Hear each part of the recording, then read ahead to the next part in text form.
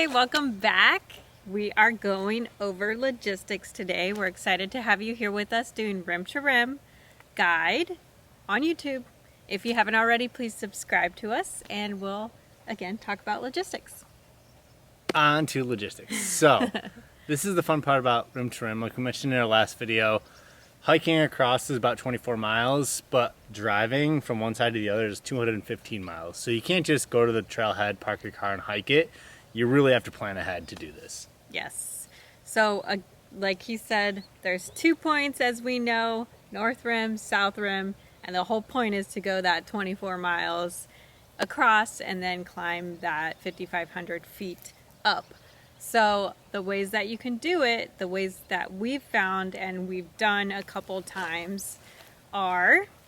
The best way, honestly, is getting two groups, at least 4 people, so that each person has a partner, but hopefully more. But where one group drives to the North Rim and the other group drives to the South Rim, and then basically... the day before the hike. Yeah, you're going to hike down, trade keys, and then get out on the other side.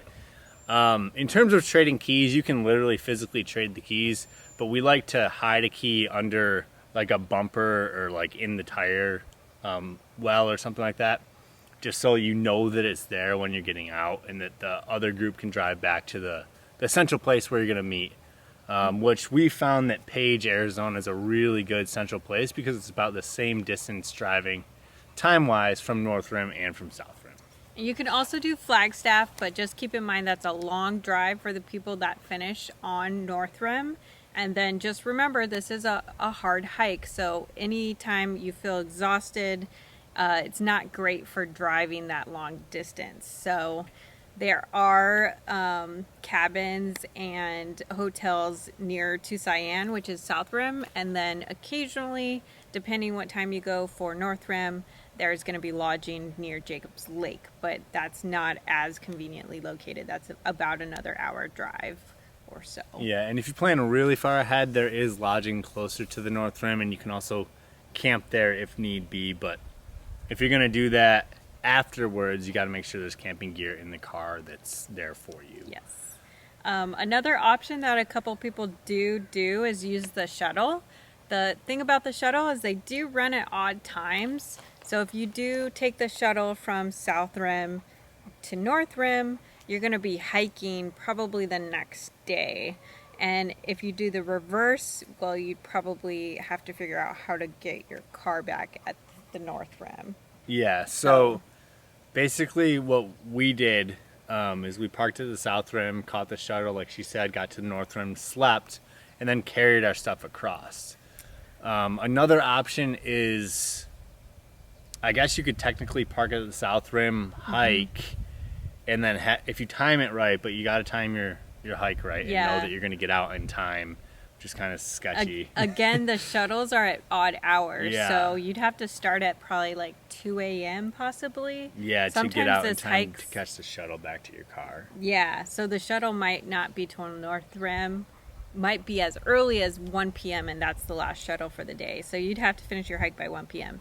And we've had groups where we've gone with a couple friends and a group has taken 16 hours to get across that 24 miles. So that's kind of harder planning. We think the easiest option is, again, have those 2 groups and switch keys in the middle and then meet at Page because it's more of a central location for both of those sides. And it's also if you have like a really strong hiker who are in those groups, we would suggest using those people as the driver if they feel comfortable. Because then when they finish, they'll have more energy.